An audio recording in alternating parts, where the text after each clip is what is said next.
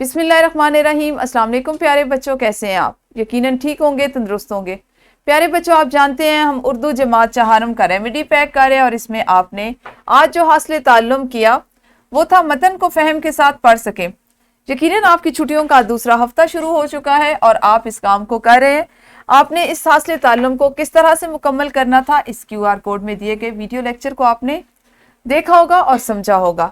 اس کے بعد آپ کے پاس سرگرمی کچھ اس طرح سے تھی کہ آپ کو چند اشعار دیے گئے تھے، آپ نے ان کو پڑھ کر اپنے والدین کو سنانا تھا۔ انہوں نے اس کو نہ صرف سننا تھا بلکہ پڑھائی کے دوران میں آپ کی ایک خوبصورت سی ویڈیو بنانی تھی اور آپ کے معلمہ یا آپ کے معلم کو واٹس ایپ گروپ میں بھیجنے کے ساتھ ساتھ ہمیں بھی اس دیے گئے ای میل ایڈریس پر یا اس نمبر پر واٹس ایپ کرنی تھی۔ یقیناً آپ لوگوں نے یہ کام مکمل کر لیا ہوگا۔ متن کو فہم کے ساتھ پڑھنا کیوں ضروری ہے؟ آپ خود سوچیں، ایک چیز ہے جو آپ پڑھ رہے ہیں اور آپ اس کو دھیان سے نہیں پڑھ رہے، غور سے نہیں پڑھ رہے، تو کیا آپ اس سے فائدہ اٹھا سکتے ہیں؟ جی، آپ اس سے بالکل فائدہ نہیں اٹھا سکتے۔ آپ صرف اور صرف اپنا وقت اس پر ضائع کر رہے ہیں۔ کوئی چیز فائدہ اس وقت پہنچاتی ہے جب آپ اس کو پوری نیت سے پڑھیں، اسے سیکھیں اور اس پر عمل بھی کریں۔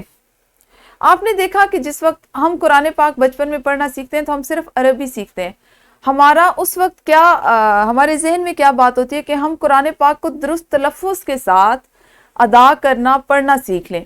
اس کے بعد جیسے جیسے ہم بڑے ہوتے ہیں تو چونکہ عربی ہماری زبان نہیں ہے تو ہم سمجھنا چاہتے ہیں کہ اللہ تعالیٰ نے اس کتاب میں ہمیں کیا کیا پیغام دیے ہیں، کن چیزوں کا حکم دیا ہے، کن سے بچنے کا حکم دیا ہے۔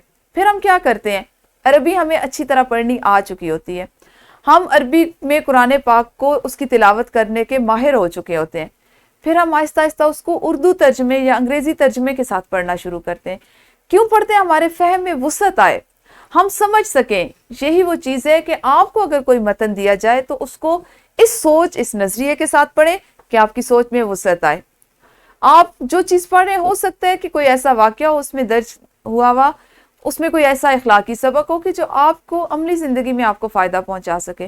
تو ہمیشہ جب بھی آپ اخبار پڑھ رہے ہو، کوئی کہانیوں کی کتاب پڑھ رہے ہو، کسی بہن یا بھائی کی کوئی کتاب پڑھ رہے ہو، اس کو سمجھ کے پڑھا کریں، اس کے متن پر غور کیا کریں، اس میں شامل نئے الفاظ کو سیکھا کریں، ان کے معنی پہ غور کیا کریں۔